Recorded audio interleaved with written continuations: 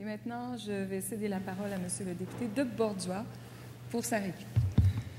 Merci, Madame la Présidente.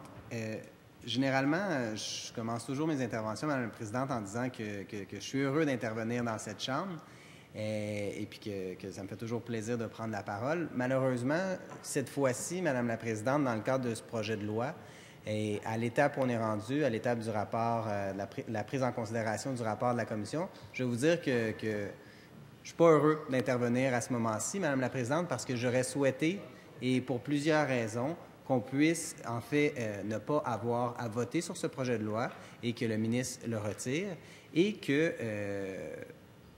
à tout le moins, nous aurions pu tenir des consultations particulières avec différents groupes et que les collègues aient pu appuyer les motions que nous avons présentées, les motions préliminaires pour entendre les différents groupes. Parce que notre position, Madame la Présidente, n'a jamais changé dans le présent dossier.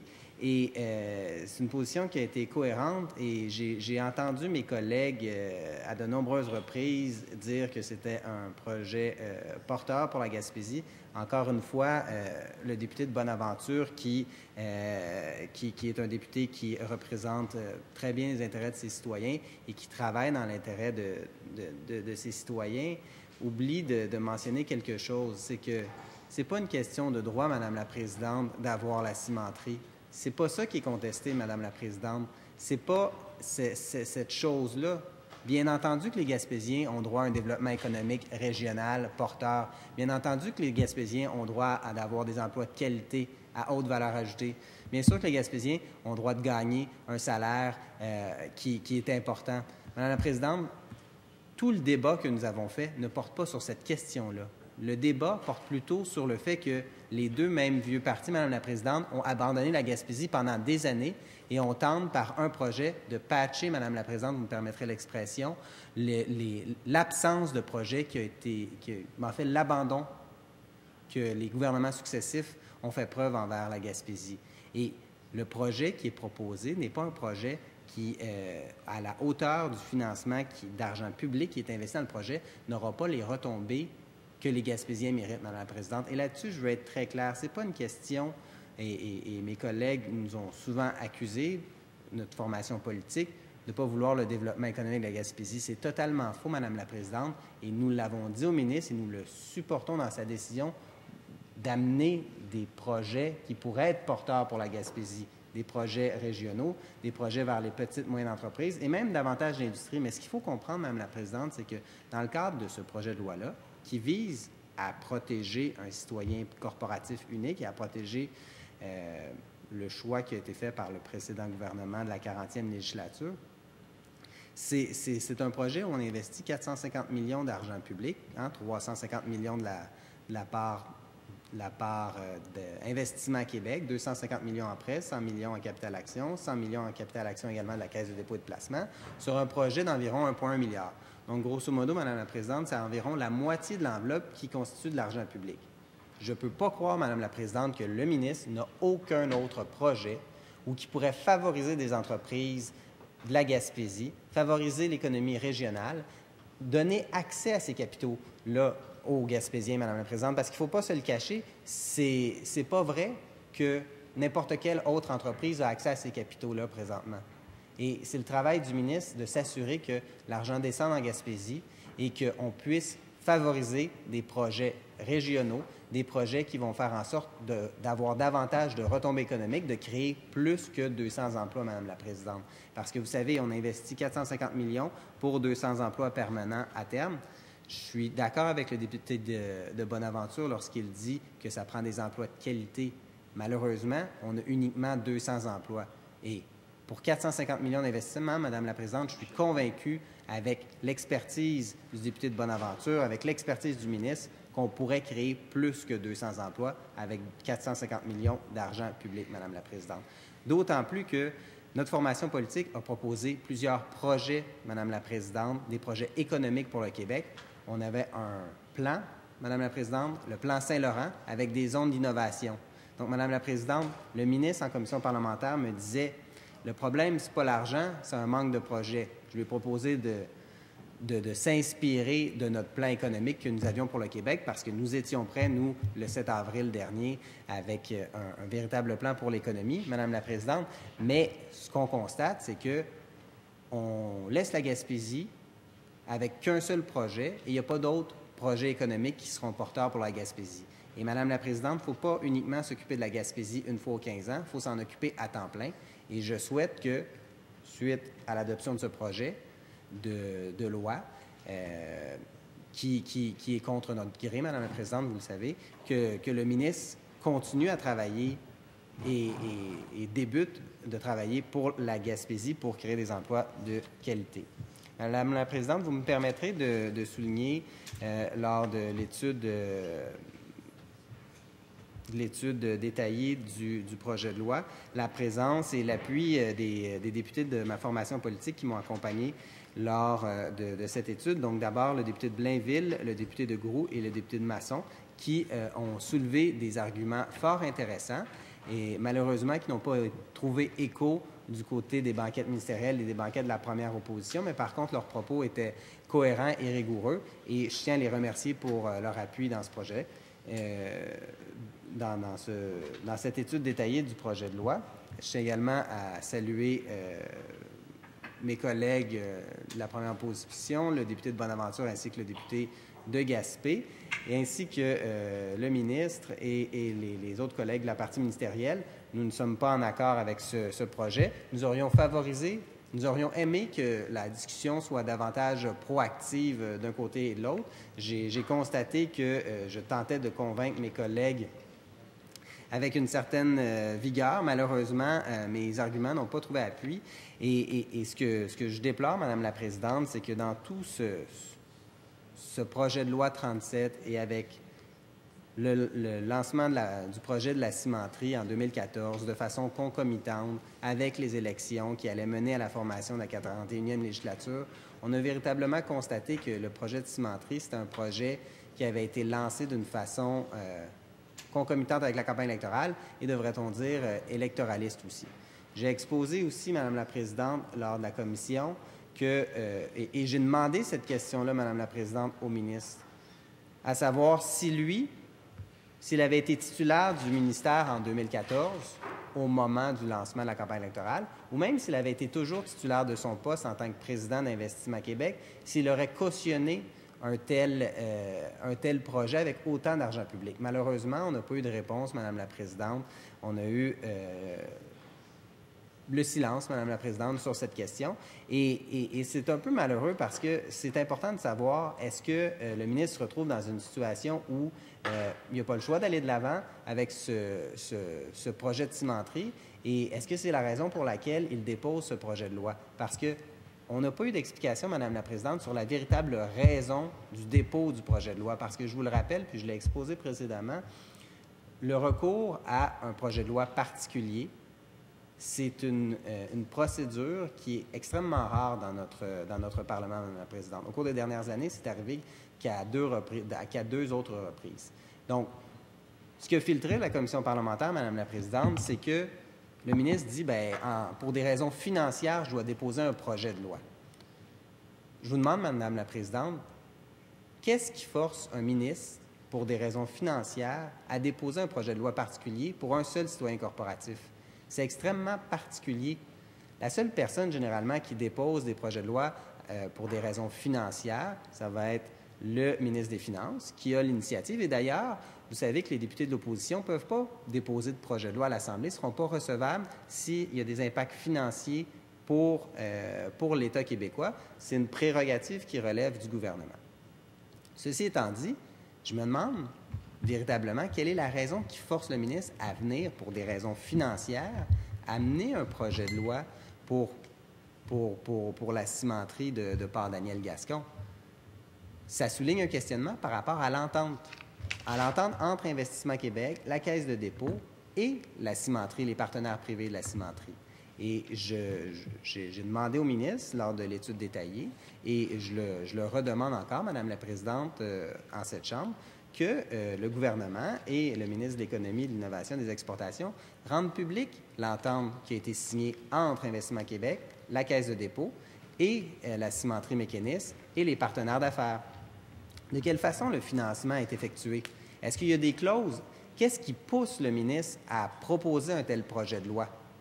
Parce que dans l'esprit du ministre, Madame la Présidente, et il l'a fait, et les journalistes l'ont repris dans les quotidiens et à la télévision également, le ministre a fait une déclaration à l'effet que le projet ne constituait plus un projet environnemental et constituait uniquement un projet économique. Je ne partage pas du tout son avis, Madame la Présidente, mais peut-être peut-on déceler de cette réponse que c'est en raison des pressions financières, les pressions du marché, qu'il doit déposer un tel projet. Mais si c'est une contrainte de la part des marchés, j'aimerais que le ministre nous le dise, parce que, Madame la Présidente, le ministre et le gouvernement disposent de privilèges parlementaires et je ne voudrais pas que la législation que l'on adopte dans cette Chambre soit faite sous la dictée d'un tiers, Madame la Présidente, parce que ça serait vraiment préoccupant si c'était le cas.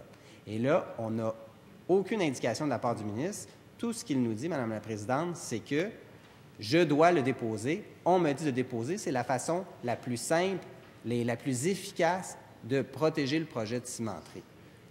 De quelle façon est-ce que tout ça s'est enclenché? Souvent, Madame la Présidente, j'entends le gouvernement de la 41e législature se targuer d'être le gouvernement de la transparence. À de multiples reprises, j'entends les ministres du cabinet affirmer cela, et également le premier ministre aussi. Et d'ailleurs, le premier ministre, maintenant, diffuse son horaire. Mais dans le concept de la transparence, Madame la Présidente, c'est important de donner accès à tous les renseignements. Et surtout, lorsqu'on adopte une loi qui a une incidence directe sur ces renseignements. Parce que vous savez, peut-être que la première opposition n'adopterait pas la même position, Madame la Présidente, s'il avait accès à ces documents. Peut-être que notre formation politique n'adopterait pas la même position si nous avions accès à ces documents. Mais ce qui est important, Madame la Présidente, c'est que les citoyens du Québec aient accès à toute l'information. Et je veux savoir, est-ce que le ministre aussi a eu accès à ces informations? Est-ce qu'il a eu accès à l'entendre? Est-ce qu'il l'a vu? Parce que vous savez, Madame la Présidente, que le ministre dispose d'une grande expérience dans le milieu financier. Et je voudrais savoir, est-ce que lui a eu accès à l'entendre? Est-ce qu'il a pu l'analyser? Mais malheureusement, Madame la Présidente, on ne le sait pas.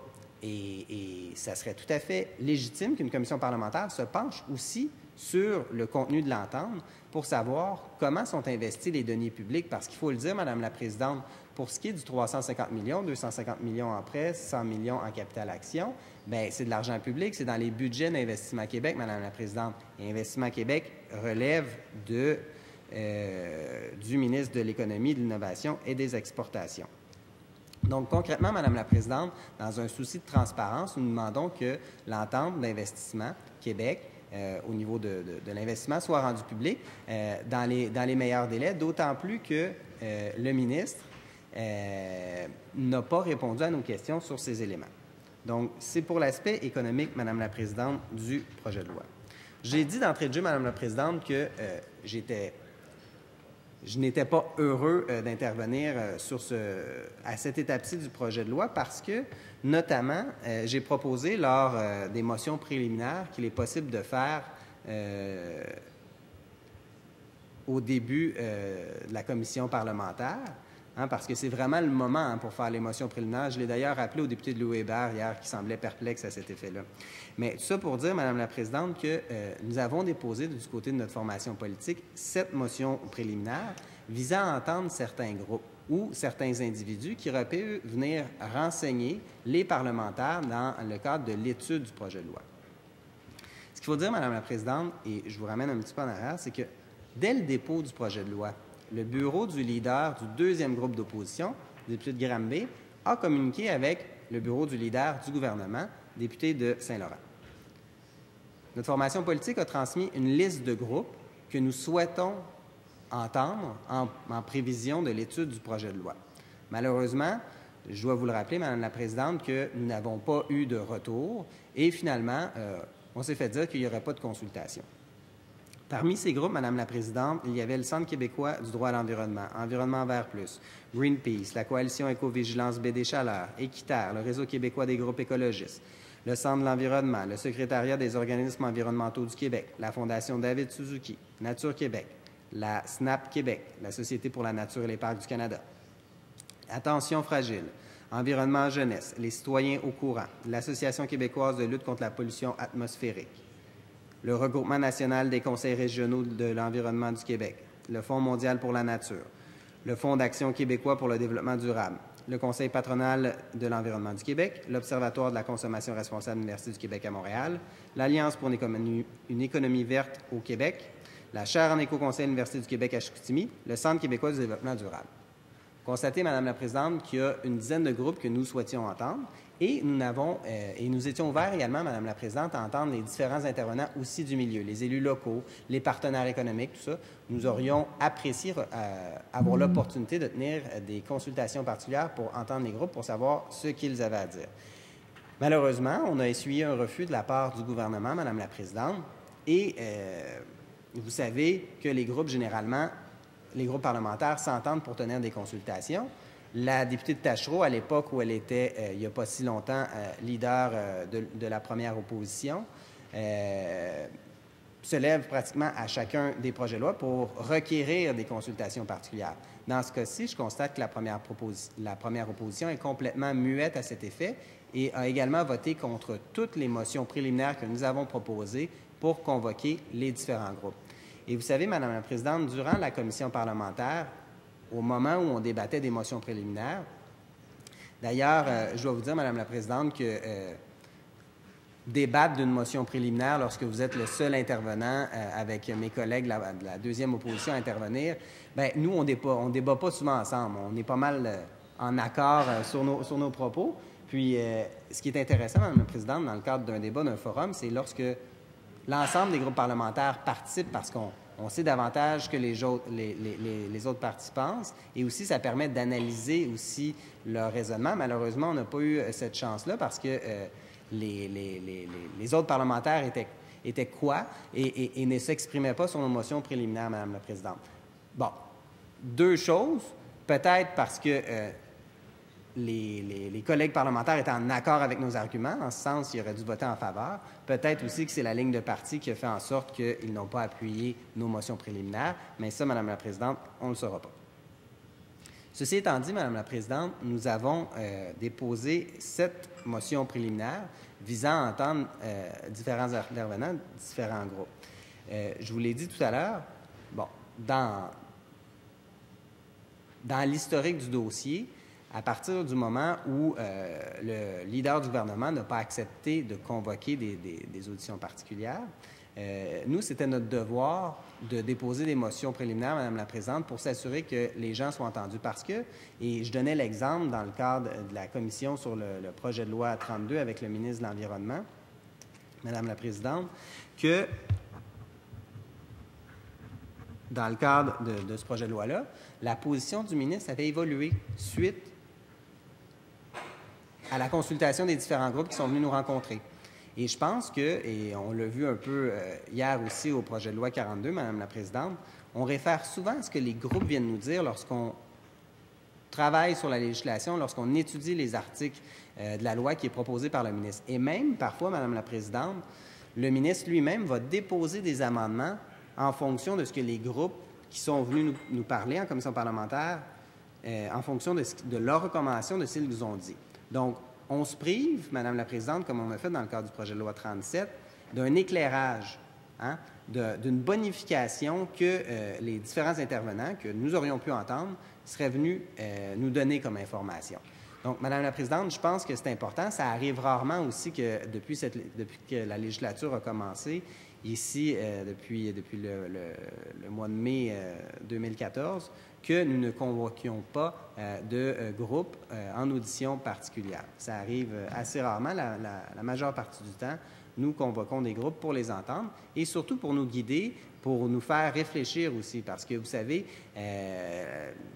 la pensée des gens, Madame la Présidente, peut évoluer et heureusement qu'elle peut évoluer, la pensée des gens, Madame la Présidente, parce que vous savez que un des bons exemples, Madame la Présidente, nous avons souligné le 75e anniversaire du droit des femmes récemment et c'est la démonstration que la société évolue, mais c'est en consultant les gens, en écoutant les gens et en faisant preuve de réflexion qu'on peut faire des progrès.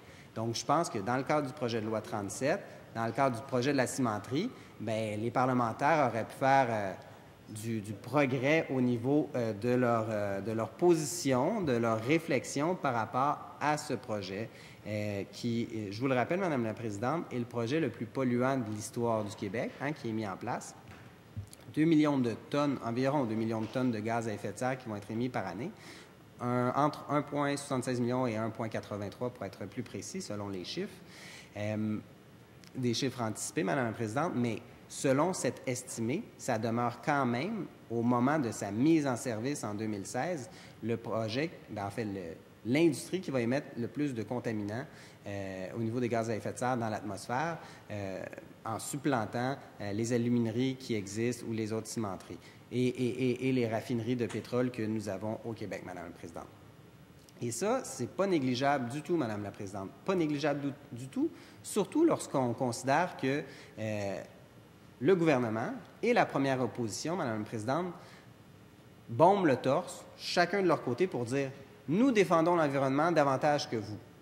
Mais là, ici, on a un bel exemple, Madame la Présidente, que c'est pas vrai.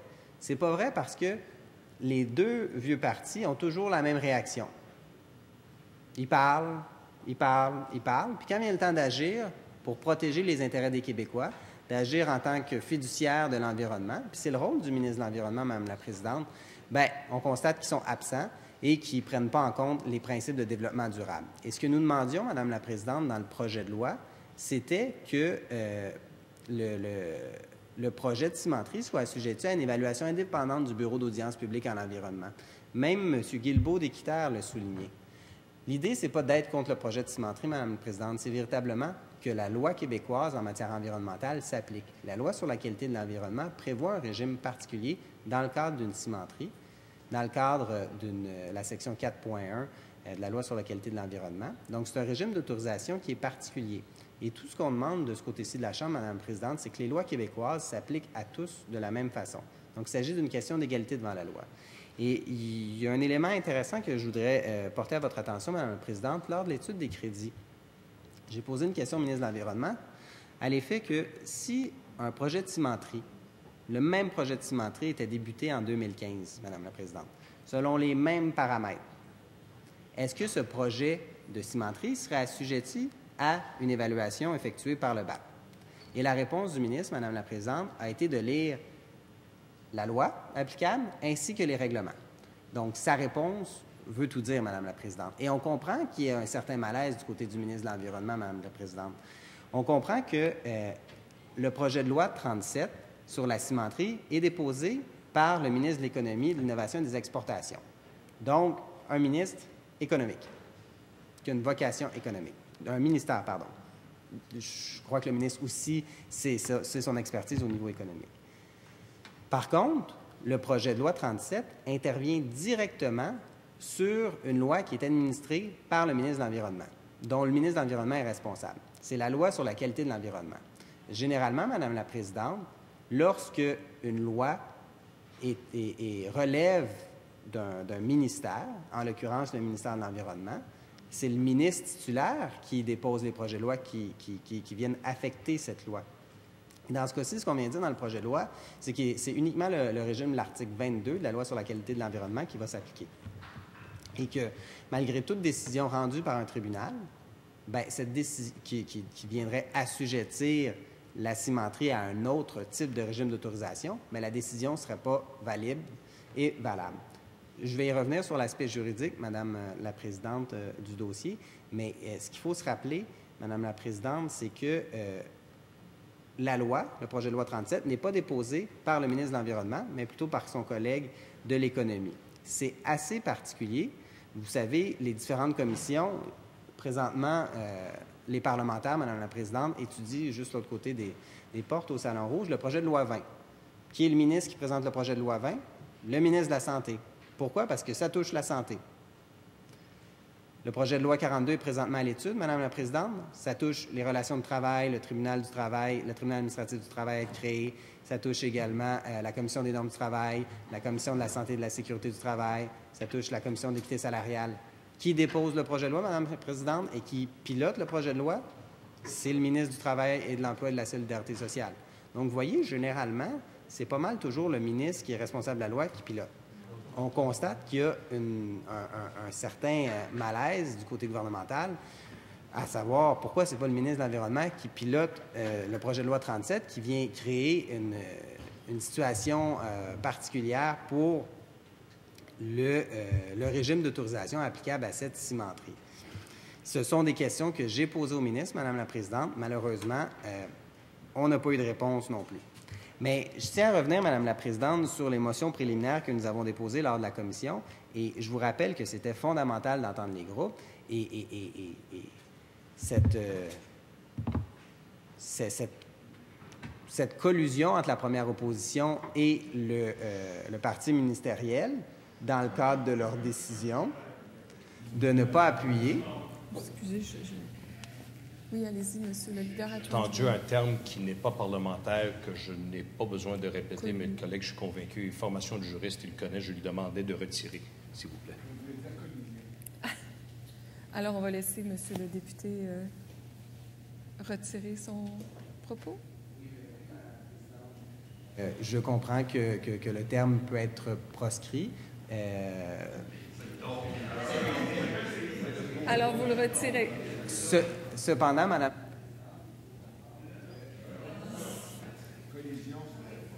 Vous pourriez le retirer? Très bien, merci. Vous pouvez poursuivre.